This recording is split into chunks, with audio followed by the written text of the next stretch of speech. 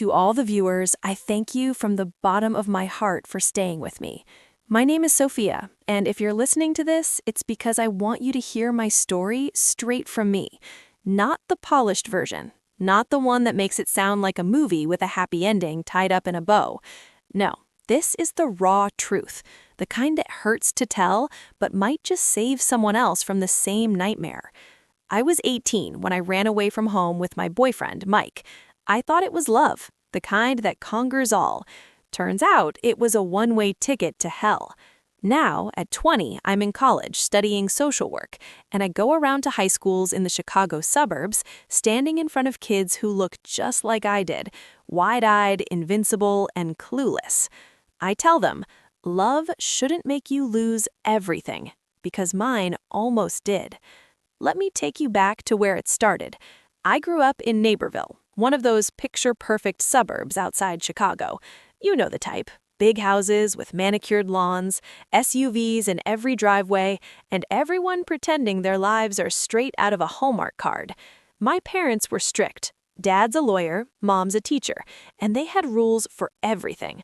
No dating until college, curfew at 10 p.m., and God forbid I brought home a B on my report card. But I was the golden girl. Captain of the cheer squad, prom queen my senior year at Naperville North High School. I had it all. Friends who idolized me, a closet full of designer clothes from my part-time job at the mall, and a future lined up at the University of Illinois for pre-law, just like Dad wanted. That's where Mike came in.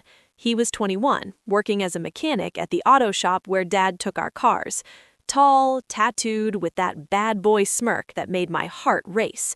We met when I was picking up Mom's minivan after an oil change. He flirted shamelessly, calling me princess and slipping me his number on the receipt. I should have thrown it away, but I didn't. I texted him that night and boom, we were sneaking around. Late-night drives in his beat-up Ford pickup, making out in parking lots, whispering about how my parents didn't understand us. He made me feel alive, like I was breaking free from the cage I'd been in my whole life. Mike wasn't from my world. He grew up in a rough part of Chicago, dropped out of community college, and had a rap sheet for petty stuff like shoplifting as a kid. But to me, that was exciting. He promised me adventure, said we'd move to Florida where the sun always shines and build our own life. No more rules, no more judgment. We'll be kings and queens of our own castle, he'd say, his hand on my thigh as we cruised down I-55.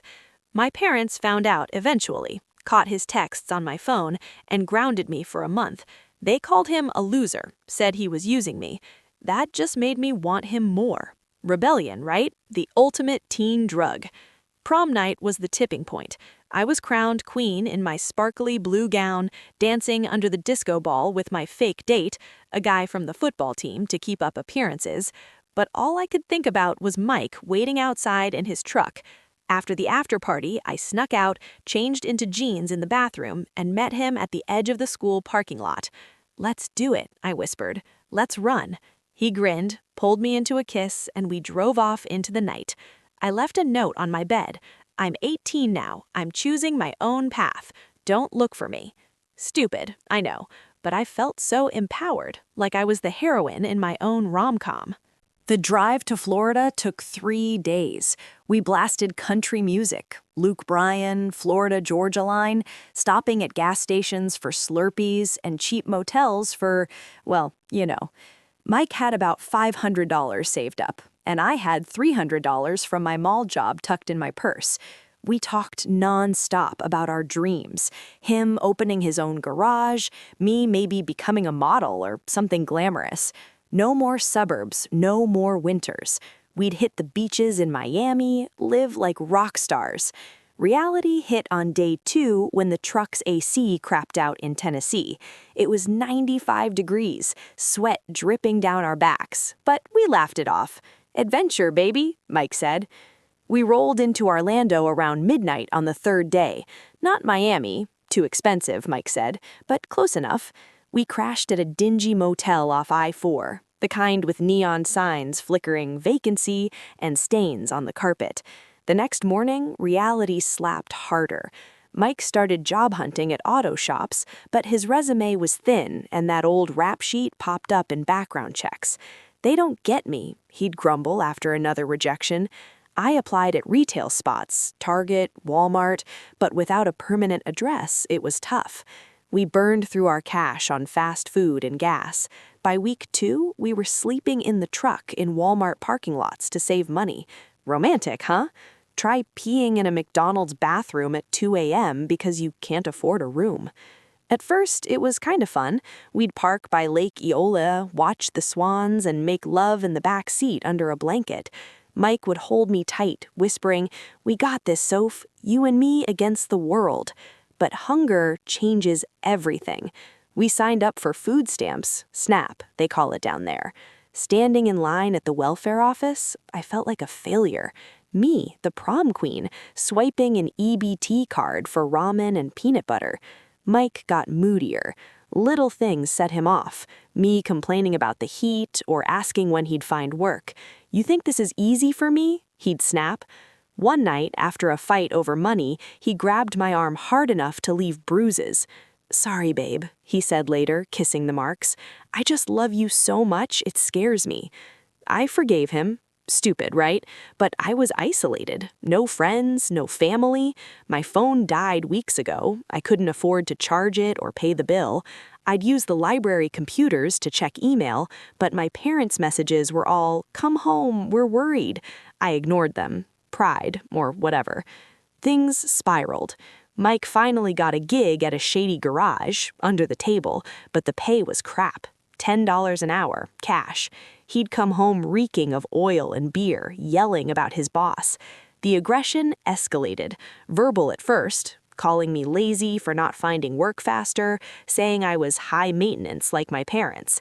Then physical. A shove here, a slap there. The first time he hit me full on was over dinner, burnt tacos from our hot plate in a weekly rental motel. "You can't even cook right," he screamed, his fist connecting with my cheek. I saw stars, tasted blood. I cried myself to sleep that night, curled up on the lumpy bed while he passed out drunk. But where could I go? No money, no car, it was his, and Florida felt like a million miles from home. I started journaling in a cheap notebook from Dollar Tree, scribbling my thoughts to stay sane. "This isn't love," I wrote one entry. "Love doesn't hurt like this." But I stayed. Why? Fear, maybe. Or that sunk cost fallacy. They teach you about it in psych class now. I'd given up everything for him. Admitting it was a mistake meant admitting I was wrong. Winter came, Florida style, mild but rainy. We lost the motel room when Mike blew his paycheck on lottery tickets, thinking it'd be our big break. Back to the truck, parking in church lots or behind strip malls. I got a job, finally, waitressing at a diner off the highway. Tips were okay, but Mike took most of it for our expenses: beer, cigarettes, weed. I was down to 105 pounds. My prom dress would have hung off me like a sack. One night, after a double shift, I came home to find him with another girl in the truck, some chick from the bar. He didn't even apologize. "You're never around," he said. That fight ended with me on the ground, ribs bruised, him driving off and leaving me in the rain. That's when I hit rock bottom. Soaked, shivering, I walked miles to a women's shelter I'd seen a flyer for at the diner. The Orlando Union Rescue Mission, God bless them. The intake lady, Ms. Ramirez, wrapped me in a blanket, gave me hot soup, and listened without judgment. "You're not alone, mija," she said. I stayed there for weeks. Group therapy, job counseling, a safe bed. They helped me call my parents. Hearing Mom's voice break on the phone, I'll never forget it. "Sophia, baby, come home." Dad wired money for a bus ticket. Greyhound back to Chicago. 24 hours of staring out the window, replaying every mistake. Home wasn't easy at first. Parents were relieved but angry. Therapy for all of us. I enrolled in community college, then transferred to UIC for social work. I want to help girls like me. Now I speak at schools. I was prom queen, but I ended up homeless because I thought running away was romantic. It's not. It's dangerous. Love shouldn't isolate you, hurt you, or make you lose everything: your family, your dreams, yourself. If you're thinking of running, stop. Talk to someone. Real love builds you up, doesn't tear you down. That's my story. Learn from it, please. She was a prom queen with a perfect future until one decision made her homeless. What felt like true love slowly turned into control, fear, and violence. Running away didn't bring freedom, it trapped her in abuse and isolation. The person who promised to protect her became the one who hurt her most. Her escape didn't come from love, it came from asking for help. Thank you for watching the full video. Next video is coming soon.